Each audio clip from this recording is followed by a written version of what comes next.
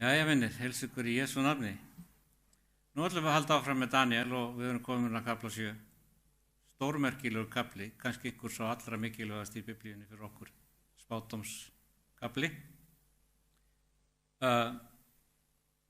Og það er líka núna sem að svona eins konar spádómshluti bókarinnar tekur við í Daniel. Fyrstu 6 köflunum þá höfum við vissulega spádóm í kapla 2 og svo má segja að draumur Nebúkadnesar hafi einnig verið spádómur í kapla 4. En í síðustu 6 köflunum er hver kapli sannarlega spádómur eða inngangur að einum slíkum. Og þeir munið að í spádómnum í kapla 2 þá dreymdi Nebúkadnesar draum sem hann gat ekki munað. Það var þessi draumur líkneski. Og höfuðið úr gulli og brjóstið og armleggirnir úr silfri, kviðurinn, lendarnar af eyri, leggirnir af járni, fæturnir sumkostar af járni og sumkostar af leir. Og svo var það þessi steinn sem að losna án þess að nokkur mannssönd kæmi við hann, lenti á þessu líkneski og molaði það niður.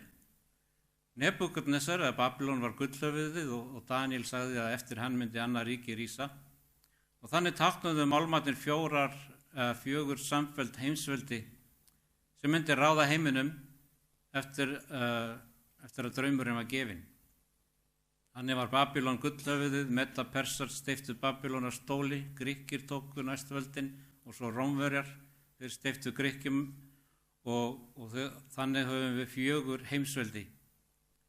Og þar sem að styttan hafi 10 tær, þá skiptist Róm niður í 10 ættbálka sem blandast ekki saman.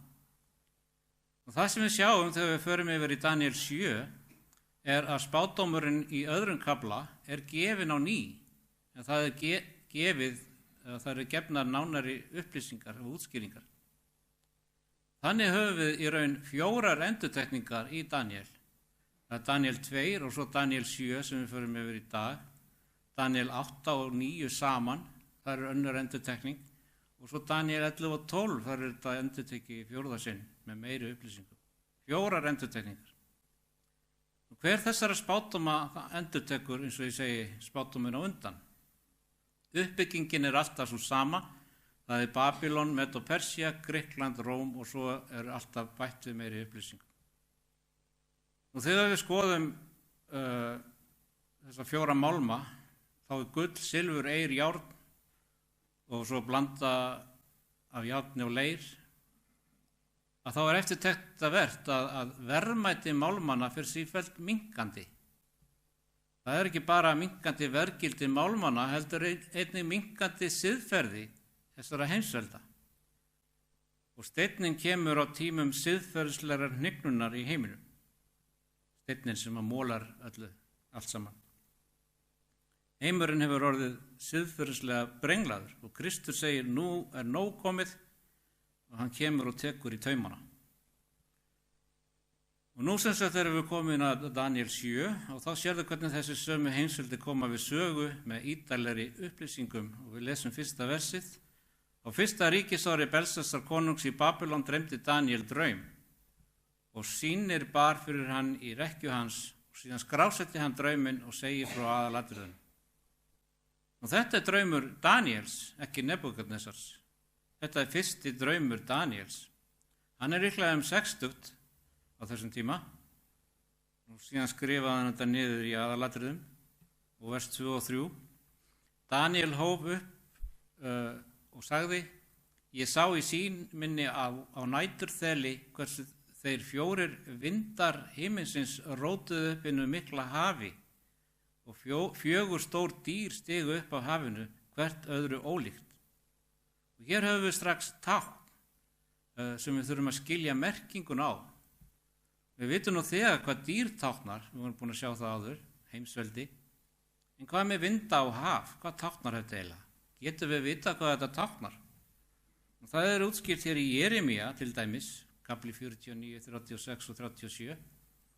Það sem að segir: Og ég hleypi á Elamíta 4 vindum úr 4 áttum himins og tvístra þeim frá öllum þessum vindum og enginn skal svo þjóð til vera að þanga komi ekki flóttamenn frá Elam. Og svo í versi 37. Ég læt Elamíta skelfast frá óvinum þeirra og fyrir þeim er sækjast eftir lífið þeirra og leiði yfir þá óhamingju mína brennandi reiði, segir drottinn, og sendi sverðið á eftir þeim, eins ég hefi gjöreitt þeim. Þannig að þarna í þessum tveimur versum sjáum við hvað vindur táknar fyrir, því í fyrra versunu talaði vind og svo í seinna versunu átök og stríð og ófrið. Þetta eru ófriðarvindar. Og síðan förum við líka í Opinberunarbókina. Það er talað 4 vindar líka. Opinberunarbókin 7:1-3. Eftir þetta sá ég 4 engla stóðu á 4 skötum jarðarinnar, þeir héldu á 4 vindum jarðarinnar, til þess að eigi skildi vindur blása yfir jörðinnan í hafinu yfir nokkur tré. Og ég sá annan engil stíga upp í austri, hann hélt á innsigli lifanda Guðs og hrópaði hárri röddu til englana 4 sem gefið var vald til að granda jörðinu og hafinu og sagði: vinnið ekki jörðinni grand og ekki heldur hafinu inni trjánum, þar til við höfum sett innsigli á enni þjóna Guðshús. Og hér á síðustu dögum sögu jarðar, rétt fyrir komu Jesú, munu eyðileggingaði vindarnir blása, ófriðar vindar. Og Guð segir: haltu þessum vindum í skefjum þar til fólk mitt tekur endalega ákvörðun fyrir Krist. Vindur táknar ófrið, stríð og eyðileggingu. Þannig að þegar Daniel talar að 4 vindar himinsins rótuðu upp einu mikla hafi, þá sér hann stríðsvinda, vinda eyðileggingar og hörmunga. En hvað með hafið? Hvað stendur það fyrir? Opinberunarbókin 17:15 segir okkur það. Og hann segir við mig: vötnin sem þú sást þar sem skækjan situr líður og fólk og þjóður og tungur. Það myndi að skækjan var tákn falskrar kirkju og fráhvarfs guðleysis. Og skækjan hún situr á vötnum og hún drottnar yfir vötninum. Þannig að þegar vindarnir blása á stóra hafið, þá táknar það fólk. Og þannig að eyðilegging meðal þjóðana bara meðal á þessum tíma, átti þessi stað á þessum tíma í Danielsbók í Babylon. Og úr þessari hörmung sem myndi koma, segir Daniel í versi 3 að 4 stór dýr stigu upp af hafinu eða af þjóðunum sem eru hvert öðru ólíkt. Þannig að það eru heimsveldi sem rísa upp af fólkinu sjálfu, vegna þess að það eru stríðsvindar sem geisa. Það er líka útskýrt í sjálfum 7. kaflanum hvað þessi dýr standa fyrir, Daniel 7:17-18. Þessi stóru dýr 4 tölu merkja það að 4 konungar munu hefjast á jörðinni, en hinnir heilögu hins hæsta munu eignast ríkið og þeir munu halda ríkinu ævinlega og aldir alda. Og þessi 4 dýr eru 4 konungar eða konungsríki, og það kemur skýrar fram jafnvel í versi 23. Hann sagði svo: 4. dýrið merkir að 4. konungsríkið mun rísa upp á jörðinni, sem ólíkt mun verða öllum hinnum konungsríkjunum. Og hvað höfum við séð hingað til? Við höfum séð að spádómarnir eru endurteknir með meiri smáatriðum. Það voru 4 málmar í Daniel 2 og nú höfum við 4 dýr í Daniel 7. Dýrin eða þessi heimsveldi sem spretta upp úr átökum og eyðileggingu á þéttbýlum svæðum heimsins. Og svo byrjar hann að lýsa þessum dýrum. Vers 4. Fyrsta dýrið líktist ljóni. Annað sem við þurfum að hafa í huga er að spádómur byrjar alltaf þar sem spámaðurinn er í tíma. Spádómar Daniels hefjast í Babylon þegar Daniel er í haldi þar. Og spádómarnir í Opinberunarbókinni hefjast á 1. öld og leiða þið áfram þaðan þegar Jóhannes var í haldi á eyjunni Patmos. Þannig byrja spádómarnir alltaf þar sem að spámaðurinn er í tíma. Þessi spádómar eru endurteknir með meiri upplýsingum og það var ljón og það segir: fyrsta dýri líktist ljóni og hafði arnarvangi. Ég horfði á það þar til vangir þess voru reyktir af því og því var lyft upp frá jörðinu og reist á fæturnar eins og maður og því var fengið mannshjarta. Ljón með arnarvangi er viðeigandi tákn fyrir Babylon. Í dag er hægt að sjá í söfnum minjar frá uppgreftri í Babylon og það er hægt að sjá ljón með arnarvangi sem tákn fyrir Babylon. Ef þú fer til dæmis í safn í Berlín sem kallar Pergamon-safnið, þá getur þú skoða það sem fornleifafræðingar hafa grafið upp, þá þar sérðu ljón með arnarvangi. Hugmyndin ljón með arnarvangi mjög algengt tákn fyrir Babýlon. Nú þjóðir enn í dag hafa dýr sem tákn og það var það sem sama og Guð notar hér, að sjálft tákn Babýlon sem væri auðvelt að þekkja til að lýsa því. Ljón konungur dýrana og Babýlon réð yfir heiminum á þeim tíma og örnin tákn höfðingja fuglana og aftur viðeigandi tákn fyrir Babýlon og hvernig það réð yfir heiminum. Það segir að ljónið hafi mist vangi sína. Það gæti til dæmis vísa til þess hvernig Nebúkadnesar misti hásætið sitt, fór út og reikaði miðmörkina í 7 ár þar til hann fékk hásætið aftur. En það sem gerðist var að hjarta hans umbreyttist á þessum tíma. Og það sem hann hefur nú hjarta fyrir Guði, eftir að hann fer út og étur gras eins og ljón, að þá fékk hann líka nýtt hjarta, eða hjarta fyrir Guði. Svo Babýlon fellur og við tekur annað dýr, annað heimsveldi, Daniel vers 5, og sjá þá kom annað dýr, hið annað í röðinni, það var líkt pardustýri, það var risið upp á aðra hliðina og hafði 3 rif í munni sér milli tannana. Til þess var mælt, statt upp og ét mikið kjöt. Annað heimsveldið Medo-Persía steypir Babýlon og þetta annað heimsveldi eins og björn rís upp á annarri hlið. Og hvað þýðir það nú? Medo-Persar réðu til allugu. Persar urðu ráðandi, ekki aðeins yfir Babýlon heldur einnig yfir Medum. Og þannig rís björnin upp á annarri hliðinni með Persíu sem ráðandi vald undir Kýrus í konungi. En hvað með þessi 3 rif í munninum? Spádómar biblíunnar eru svo nákvæmir að því að Medo-Persía þurfti að sigra ekki bara Babýlon, heldur líka Lýdíu og Egyptaland. Það eru 3 rifbein í munni þess. En myndi Medo-Persía ráða eilífu? Alls ekki. Vers 6.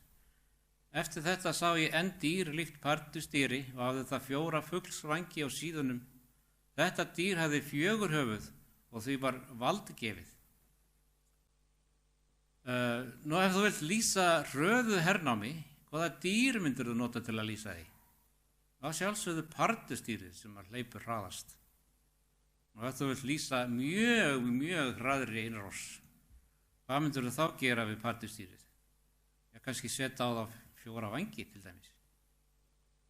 Hröð innrás Alexanders mikla sem lagði heiminn undir sig þegar hann var aðeins 33 ára gamall og ekkert var eftir lengur til að leggja undir sig. Honum lýst hér sem pardustýri. Spádómar biblíunnar eru svo nákvæmir og pardustýrið sem lýsir hröðum landvinningum. Þetta hentar Alexander mikla mjög vel. Og að auki þá vildi Alexander endurbyggja Babýlon og gera hana einni af hérars höfuðborgum sínum. En Guð hafði sagt að Babýlon yrði aldrei endurbyggð. Alexander tók 10.000 menn og flutti þá þangað til að endurbyggja Babýlon. En Alexander dó og eftir það yfirgáfu þeir þetta verkefni. Slógu það af. Biblíu spádómur var aftur sannur. Babýlon yrði aldrei endurbyggt. Hvað með þessi 4 höfuð? Sérstakt dýr með 4 höfuð. Það var nú þannig að Alexander deyr og 4 hershöfðingjar taka við. Og í stað þess að berjast sín á milli og fara í stríð, þá heimsveldinu skipt upp í 4 helstu svæði. 4 hershöfðingjar skipta heimsveldinu á milli sín. Biblíu spádómar eru svo ótrúlega nákvæmir. Ljón með arnarvangi, nákvæmt tákn fyrir Babýlon, björn sem rís upp á annarri hliðinni með 3 rifbein, nákvæm lýsing á Medo-Persíu og hraði pardustýrsins, nákvæmlega lýsing á gríska heimsveldinu. En gríska heimsveldið stendur ekki að eilífu. Rómverjar ráðast á þá.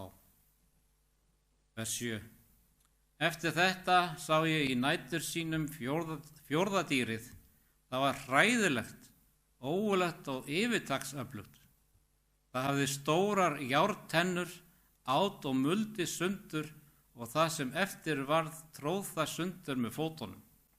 Það var ólíkt öllum fyrir dýrunum og hafði 10 horn, sem minnir okkur á 10 tærnar á styttunni. Sjáðu hvernig þetta líkist allt saman og endurtekur sig.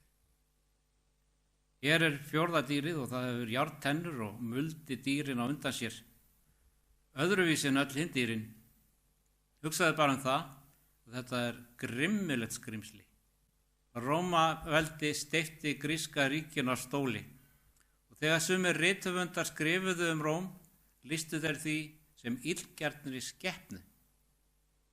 Róm þrýsti sér yfir landið með járnveldi sínu og muldi alla fyrir framan sig. Sagnfræðingar hafa notað tákn frá spádómum Biblíunnar til að lýsa því. Vers 8. Og ég athugaði hornin, það var annað lítið horn sem kom upp á yfirborðið. Hvað var Rómaveldi? Eru það 4 heimsveldi og svo 5. heimsveldið eða svo 7. og svo áfram? Nei. Ef ég var að reyna að segja fyrir framtíðina, þá myndi ég giska á það. En það er ekki það sem gerist. Hvað gerist við Róm? Og það segir að þetta dýr hafði 10 horn, sem segir til hvernig Rómaveldi myndi skiptast í 10 hluta. Og síðan segir þarna, ég athugaði hornin og sá þá hvar annað lítið horn, og horn það táknar vald eða ríki. Það spratt upp milli þeirra og 3 af fyrri hornunum var slitin upp fyrir það. Og sjá, þetta horn hafði augu, eins og mannsaugu og munn sem talaði gífuryrði. Og í þessu eina versi höfum við 5 einkenni þessa litla horns. Fyrst segir það að hann athugaði hornin, hann var að athuga þessi 10 horn sem eru skiptingar Rómaveldis. Og þannig rís þetta litla horn ekki á tímum Babylon, ekki á tímum Medo-Persíu, ekki á tíma Grikklands eða jafnvel ekki á tíma Rómar. Það rís eftir að Róm hefur verið skipt upp á meðal hornana. Einhver tíma þá rís annað afl sem kallaðist litla hornið. Það yrði lítið í byrjun en myndi vaxa í krafti. Þannig að við vitum að það rís upp einhver tíman eftir að Rómaveldi hefði verið skipt upp í 10 hluta. Einhver tíman í kringum þann tíma eða stuttu síðar. Og taktu eftir að horni kemur upp á meðal hinna hornana. Og þess vegna þarf það að koma fram í Vestur-Evrópu. Þannig að við erum að leita að valdi sem væri lítið í byrjun, ekki með mikil áhrif á heiminn. En það myndi aukast í áhrifum sínum og það þyrfti að vera í Evrópu. Og það segir að það myndi rísa með því að slíta upp 3 horn, eða 3 af þessum 10 ríkjum sem Róm skiptist í. Slítur þau upp. Og svo segir að þetta horn hafi haft mannsaugu. Hvað er þetta að tala um? Augu eins og mannsaugu. Við sjáum í Orðskuðunum 6:16-18, þar segir að 6 hluti hatar drottinn og 7 eru sálu hans anstigð, drembileg augu, lygin tunga og hendur sem úthella saklausu blóði, hjarta sem bruggar glæpsamleg ráð, fætur sem fráir eru til illverka, ljúfvottar sem legarmælir og sá kveikir illdeilur meðal bræðra.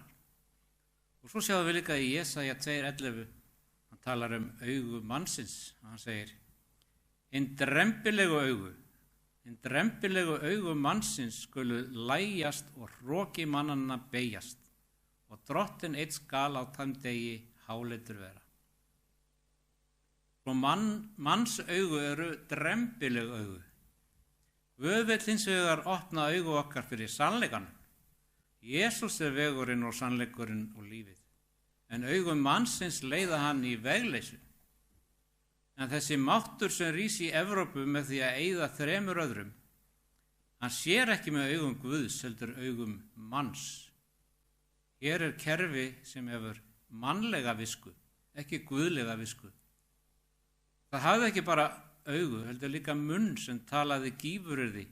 Hvað skyldi það nú tákna?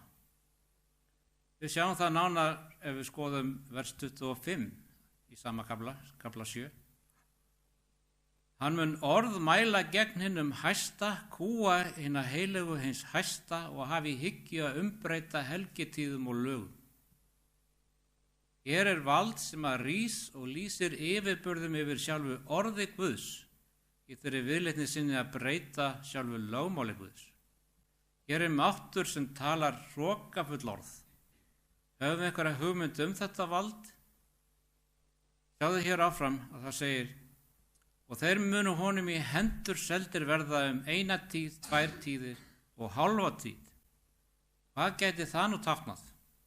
Lesum við nokkuð tíman eitthvað tíð, 2 tíðir og hálfa tíð annars staðar í Biblíunni? Jú, við gerum það í Opinberunarbókinni. Hér fáum við skýring á því ef við förum í Opinberunarbókina 12:6.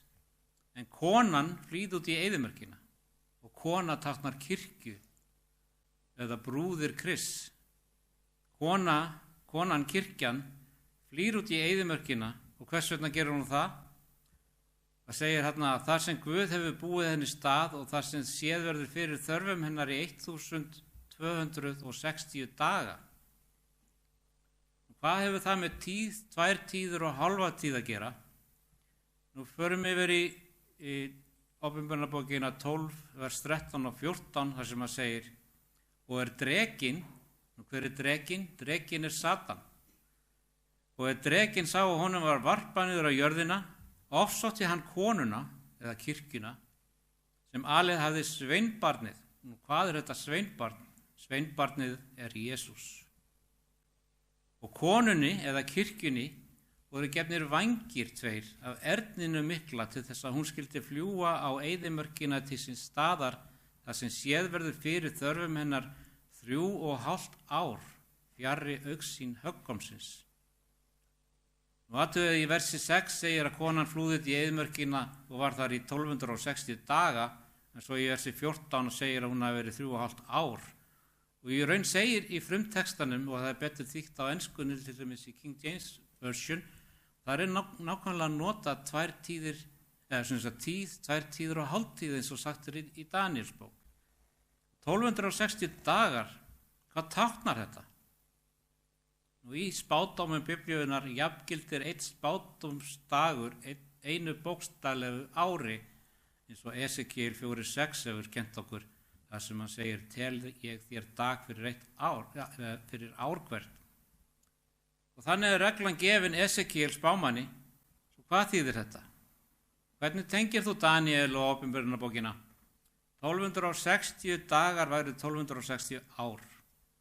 Einhver tíma myndi stórveldi rísa í Evrópu. Það myndi rísa með því að leggja velli 3 aðra konunga. Það ríkir í 1260 ár. Kirkja og ríki yrðu sameinuð og fólk Guðs yrði ofsótt. Finnum við þetta gerast í sögunni? Nú 538 eftir Krist sjáum við að Justinianus, heiðni rómversku keisarin, veitir borgarlegt vald til leiðtoga rómversku kirkjunar. Nú leiðum mér að útskýra það eins nánar, en það var þannig að 4. öld, miðja 4. öld, og sér Konstantínus að heimsveldið að hrynja og allir þessir ættbálkar að skipta heimsveldinu upp, eins og við lásum, skiptist í 10 hluta. Justinius veitir borgarlegt og trúarlegt vald til fremsta trúar leiðtoga Evrópu á þeim tíma í Róm, páfa Rómar. Miðaldakirkjan ríkir í 1260 ár. Hvers vegna árið 538 svona mikilvægt? Því að síðustu ættbálkarnir sem börðust gegn Róm voru lagðir á þeim tíma. Róm eyddi með herjum sínum 3 af þessum ættbálkum: Herúlar, Austurgotar og Visigotar. Nákvæmlega eins og Biblían spáði fyrir. Og hvað gerðist svo 1260 árum síðar, eða árið 1798? Það þá sem að páfinn hneptur í varðhald og rómversk kirkja missir veraldlegt vald sitt, stjórnmálalegt vald sitt. En eins og við lesum í Opinberunarbókinni, þá er það kallað þar að dýrið fær banamein, en banamein þess verður heilt á ný og þá munu ofsóknirnar taka sig upp á ný. Og við erum óðum að sjá það verða að veruleika þessi misserinn, ef við fylgjumst með. En síðan gerir Guð eitthvað óvænt. Hann beinir athygli Daníels frá þessari jörð yfir í hásæti sal alheimsins og hann verður vitni af ótrúlegustu sýn, það sem við lesum í versi 9 og 10. Það segir: Ég horfði og horfði þar til stólar voru settir fram og hinn aldraði settist niður. Klæði hans voru hvít sem snjór og höfuðhár hans sem hrein ull. Hásæti hans var eldslogar og hjólin undir því eldur brennandi. Eldstraumur gekk út frá honum, þúsundir þúsunda þjónuðu honum og 10.000 10.000 stóðu frammi fyrir honum. Dómendur settust niður og bókunum var flett upp.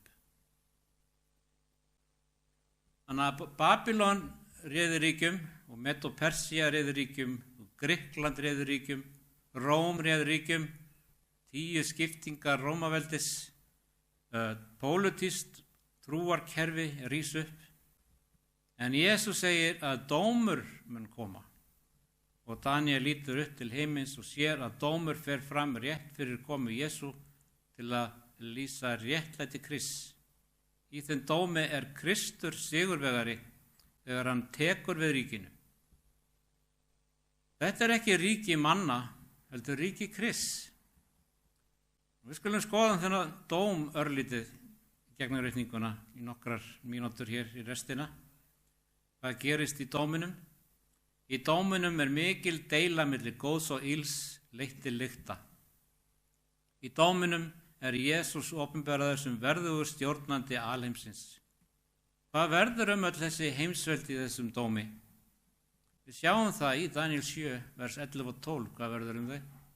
Það sem að segir: Ég horfði og horfði vegna hinna háværu stór yrða sem hornið talaði. Þar til að dýrið var drepið, líkami þess eyðileggur og honum kastaði eld til að brennast og allt hinna dýranna var og frá þeim tekið og þeim afmarkað lífskeið til ákveðins tíma og stundar. Heimsveldi rísa og falla, en að lokum er þeim kastað í eld til að brennast.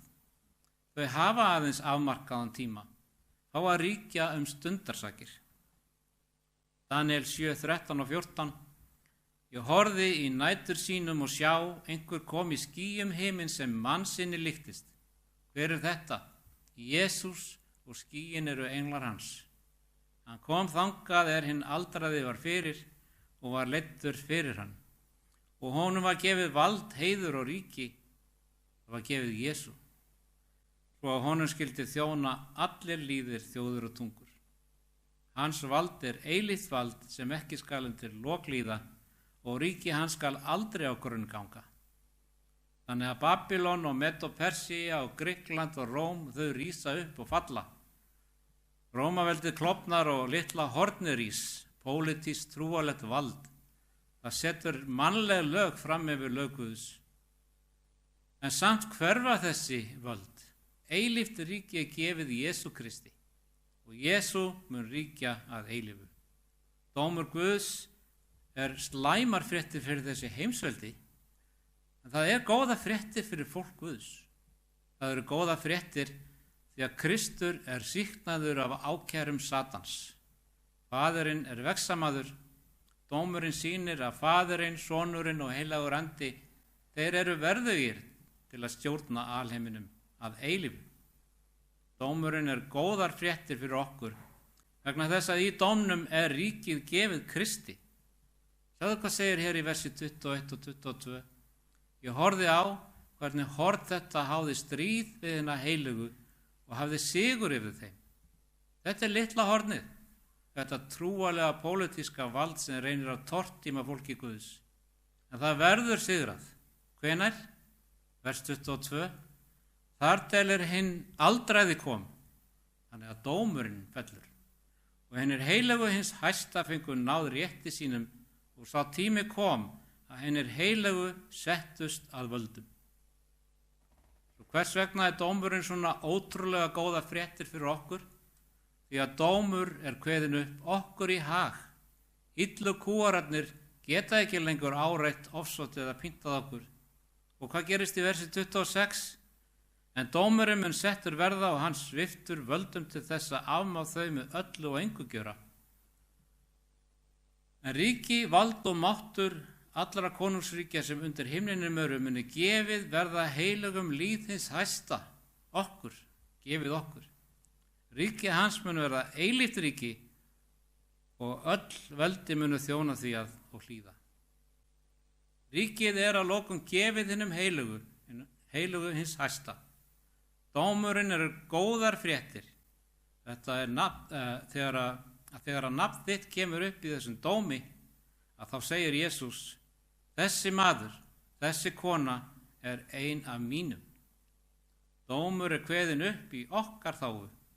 Sem synir og dætur Guðs erfum við ríkið með Kristi og það er okkar að eilífu.